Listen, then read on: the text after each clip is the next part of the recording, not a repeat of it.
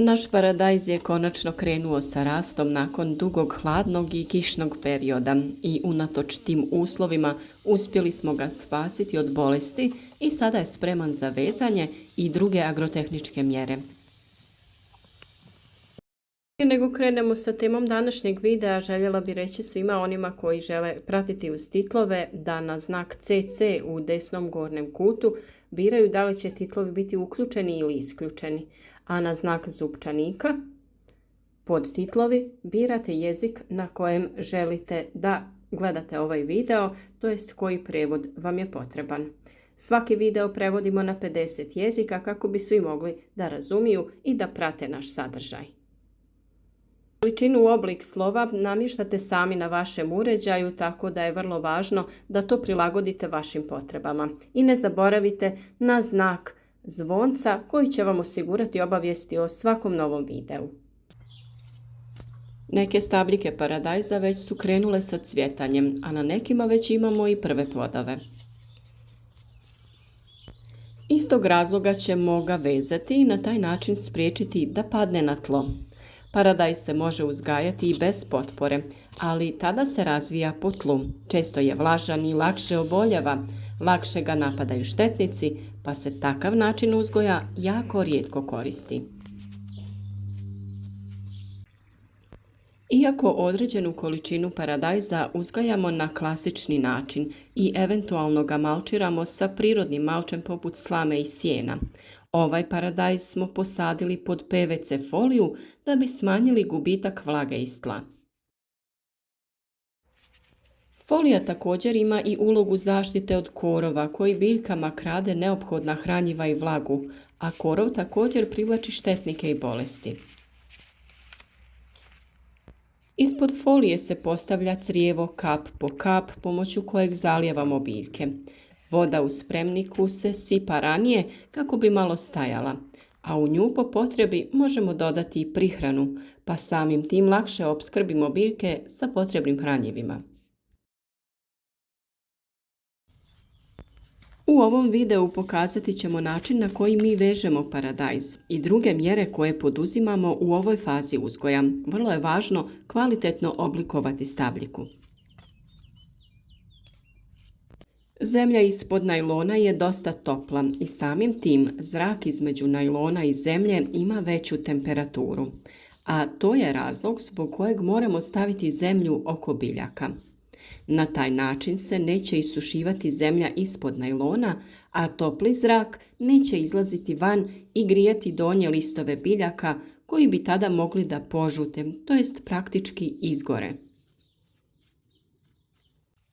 Kao dodatno hranjivo prvo možete dodati malo glistenjaka ili humusa komposta te preko toga staviti sloj zemlje. Kod vezanja koristimo namjenske kopče koje stavljamo na donji dio stabla ispod prvog lista. List će na taj način spriječiti pomjeranje kopče u stablo paradajza. Ove kopče se lako otvaraju i zatvaraju, tako da ih možete koristiti više puta. Lagano zavežemo špagu ili konopac oko kopče. Osiguramo da se neće odvezati. Zatim stavimo kopču oko stabljike i lagano omotamo špagu oko stabla paradajza. Važno je imati osjećaj prilikom obavljanja vezanja, kako ne bi previše stegnuli stabljiku, te doveli do usijecanja špage u nju. Pazite i na to da špaga ne zateže dio kod rodne grane kako ju ne bi oštetili. Samo laganim pokretom naginjite stabljiku i omotavajte. Pri vrhu špage na mjestu gdje vežete uvijek ostavite malo viška konopca kako bi kasnije mogli da malo otpustite ukoliko se dogodi da je previše zategnuto. Ako nemate kopče, možete kao prsten koristiti gumenu elastičnu špagu. Ona će omogućiti nesmetan rast stabljike te se neće urezati u nju. Takvu vrstu špage ne možete koristiti za dalje vezanje jer je rastezljiva i razvukla bi se pod teretom uroda, pa za vezanje oko stabljike koristite jaču špagu koja se ne rasteže. U plasteniku već imamo postavljene žice na koje vežemo paradajz i to je sva konstrukcija koja nam je potrebna. Na otvorenom naravno potrebno je prvo napraviti konstrukciju na koju ćemo postaviti žicu za koju vežemo špage koje smo postavili na paradajz. Na krajeve reda u kojem ste posadili paradajz potrebno je staviti jake stubove koji će nositi tu glavnu žicu na koju vežemo sav ovaj teret. Ti stubovi bi trebali biti dublje ukopani u tlo kako bi mogli da drže stabilnom cijelu konstrukciju.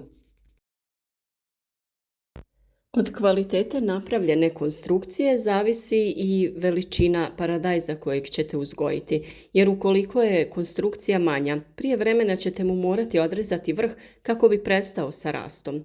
Inače bi se on presavio i rastao nazad prema zemlji. Nakon što smo osigurali stabilnost našem paradajzu, potrebno je odraditi ostale mjere, a to je osiguravanje prozračnosti stabljike.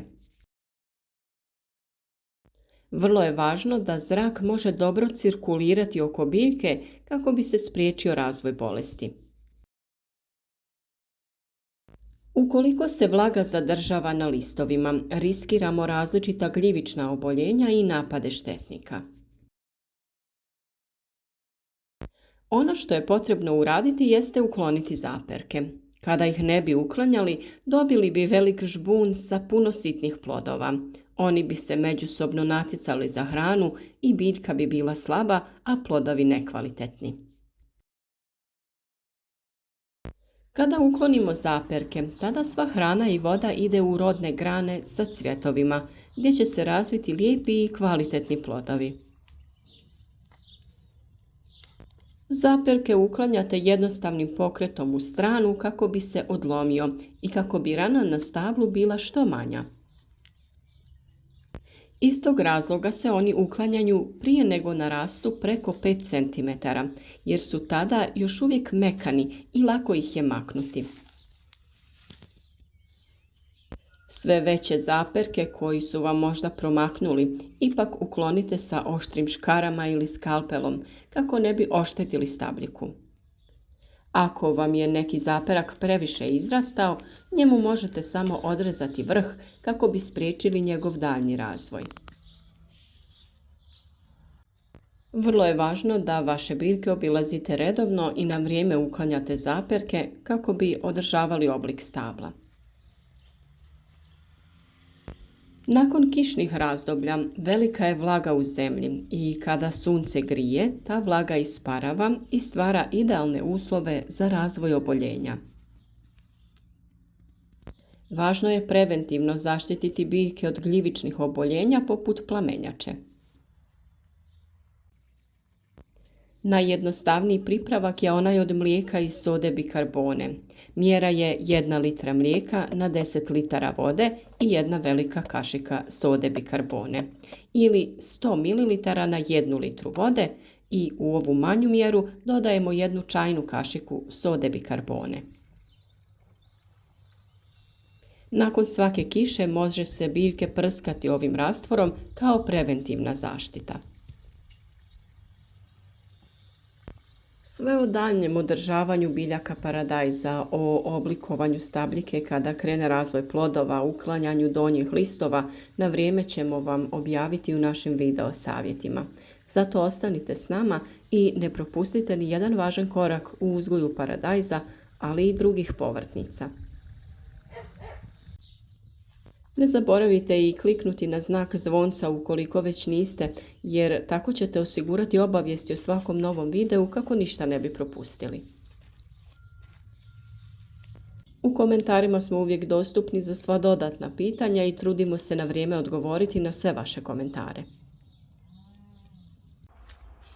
Družite se s nama svaki dan i budite i vi jednako uspješni.